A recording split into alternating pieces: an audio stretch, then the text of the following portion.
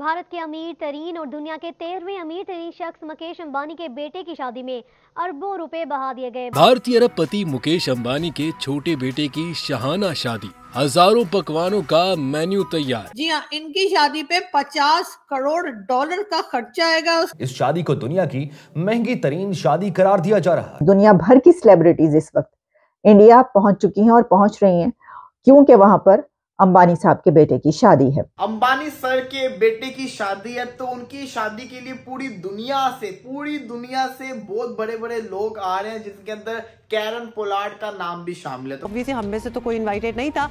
Mukesh Ambani Indian billionaire हैं, उनकी सिर्फ कार्ड ही कहीं से मिल जाता, कुछ भला हो जाता। लानत है तुम लोग पे, लानत। इतना ज्यादा पैसा आप लगा रहे हैं, यानी 50 करोड़ डॉलर का मतलब खर्चा है। और उसके बाद जाहिर है कि जो मेहमान बुलाए हैं उनका खर्चा अलग होगा, फिर खाना 2800 डिशेस बन रही हैं वो अलग, और न जाने कितना खर्चा करके। और जबकि इनके पास है कितने 114 बिलियन डॉलर है मुकेश अंबानी के पास। वो जो इंडिया के जो अंबानी फैमिली है उन्होंने 500 करोड़ वफाक को दिए हैं, रियासतों को उन्होंने 50-50 करोड़ 10-10 करोड़ डेली किट्स दे रहे हैं, ट्रांसपोर्टेशन दे रहे हैं, यानी वो करोड़ों रुपया डेली के हिसाब से खर्च कर रहे हैं। इतना खर्चा करने के बजाय आप सीधी सादी शादी करते आराम से, जैसे वो बच्चन साहब की मूवीज में होता था, पंडित जी आ गए मंदिर में, उन्होंने फेरे कराया और कहा चलो भाई छुट्टी, हार पहना दिया और चलो कहानी खत्म। और ये जो पैसा बच जाता उसमें से अगर आप 2 बिलियन डॉलर पाकिस्तान को दे देते, कोई तरीका है भीख मांगने का? तो यहाँ से 25 करोड़ लोगों की आपको सारी जिंदगी दुआएं लगती। भाई साहब कुछ ज्यादा नहीं हो गया ये? मतलब कुछ भी।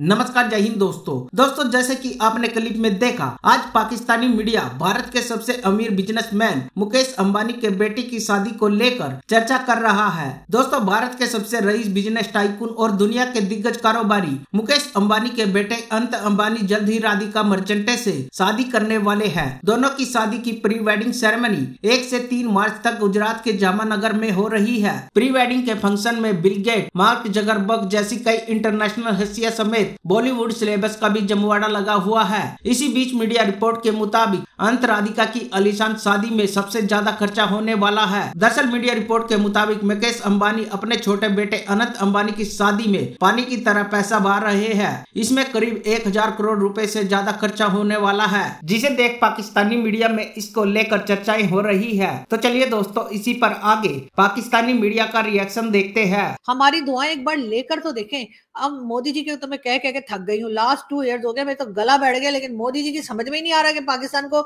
2 बिलियन डॉलर दे दें, या चले एक भी हम ले तो हम एक भी लेंगे, लेकिन अगर 2 होंगे तो ज्यादा अच्छा है ना। अकेला क्या करेगा, अकेला बिलियन लेके यहाँ पे अकेला परेशान हो जाएगा, बोर हो जाएगा। तो 2 बिलियन दे दें, 3 भी दे सकते हैं। और आपके पास तो जी 114 बिलियन डॉलर है मुकेश अंबानी के पास। अगर 2-3 बिलियन डॉलर पाकिस्तान को दे देंगे तो भाई वो जो नॉन स्टेट एक्टर जा रहे हैं वो भी बंद हो जाएंगे। यकीन के ट्राई करके देखें, हाँ, वो नॉन स्टेट एक्टर भी बंद हो जाएंगे। और उसके साथ साथ हम जो कश्मीर हर जगह करते हैं, तो हम वहां पे जाके जो है वो बिल्कुल चुप करके बैठेंगे, खामोश, एकदम ऐसा बैठेंगे हम, यकीन कीजिए। और शर्त लगा लीजिए मेरे साथ कि हम बिल्कुल ऐसा ही करेंगे। और हम कहेंगे जी भारत से अच्छा तो देश ही कोई नहीं है। हमने जो भारत के इतने गाने गाने ना, इतनी खुशी के शादियाने बजाने भारत के लिए, कि मोदी जी भी हैरान हो जाएंगे कि अच्छा ये मतलब ये तो 2-3 बिलियन में इतना हमारे फेवर में हो गए।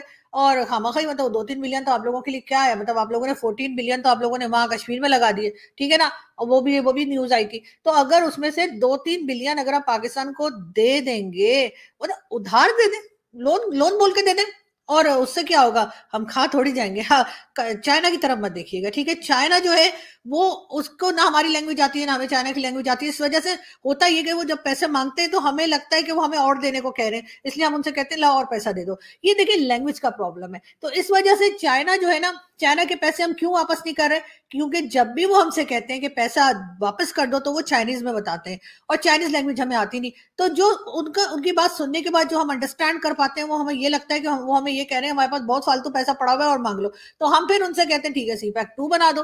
वो कहते हैं 1 नहीं बनाया तो 2 बना दो। हम कहते हैं ठीक है, वो भी सही है भाई, 1 भी बन जाएगा, 1 कहाँ भागा जा रहा है, तो 2 में काम शुरू कर देते हैं। तो इस तरह से हम उनका पैसा वापस नहीं कर पा रहे, हालांकि वो हर बार हमारी नीयत होती है देने की, बिल्कुल हमारी पक्की नियत होती कि हमने पैसा वापस करना है, लेकिन वो मांगते ठीक तरीके से देंगे।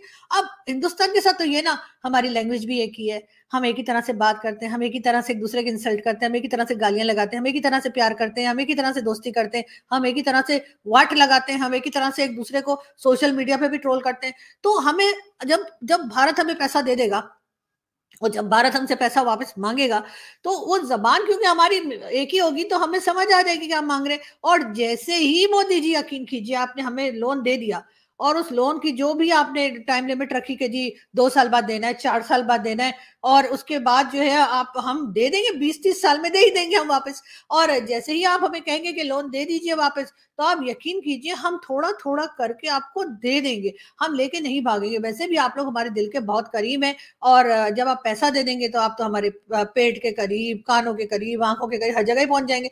तो प्लीज इस पे जरा गौर कीजिएगा, और ये मुकेश अंबानी साहब को थोड़ा सा समझाइए कि पैसा इतना खर्च नहीं करते शादियों पे, थोड़ा पैसा बचा लीजिए और पड़ोसियों को दे दीजिए। और क्या है कि जी आपको मतलब दुआएं तो अलग मिलेंगी, लेकिन साथ ही साथ हम एकदम सुधरे में मिलेंगे। यहाँ से जितने भी आपको चाहिए ना, हाफिज सईद और मसूद अजहर और ये वो जितने भी हमने यहाँ पे रखे हुए ना, हम सब के सबको पैक करके आपको पार्सल कर देंगे। आप पे रखिएगा, फिर आपने उन्हें जेल में रखना है या उनका कुछ भी करना है, वो आप लोग जाने वो जाने, हमारा कोई लेना देना नहीं होगा। तो हम बिल्कुल मतलब मुझे समझ नहीं आ रही कि जो काम 2-3 बिलियन डॉलर से हो सकता है बहुत आसानी से, उसके लिए बार बार एयर स्ट्राइक और कभी क्या और कभी क्या, कभी जाके आईएमएफ को मना करना कि पैसा मत दो, तो कभी हमें उल्टा सुल्टा बोलना। मतलब ये सारे काम करने के बजाय सीधे सीधे 3 बिलियन डॉलर हमारे मुंह पे मारिए, मेरा मतलब है हमें दे दीजिए, सॉरी ये भी एडिट कर देना, 3 बिलियन डॉलर हमें दे दीजिए, और उसके बाद देखिए हम तो ऐसा रंग बदलेंगे कि आप भी हैरान हो जाएंगे, आपको लगेगा उफ ये तो कितने प्यारे लोग हैं। दुनिया भर की सेलिब्रिटीज इस वक्त इंडिया पहुंच चुकी हैं और पहुंच रही हैं, क्योंकि वहां पर अंबानी साहब के बेटे की शादी है। तो आपको पता है कि उस फैमिली में कोई भी ऐसी गैदरिंग होती है तो दुनिया भर की सेलिब्रिटीज वहां पर पहुंचती हैं। तो फिर हम बिल गेट्स की जब बात करें तो साथ ही साथ हमें ये भी पता है कि फेसबुक के फाउंडर और मार्क जकरबर्ग और भी कुछ सेलिब्रिटीज वहां पर पहुंच चुकी हैं। तो जो बिल गेट्स हैं, उन्होंने तो वो कौन सा पॉइंट है जिस पर बात ना की हो। बिल गेट्स ने कहा है कि India is world's leader in vaccines.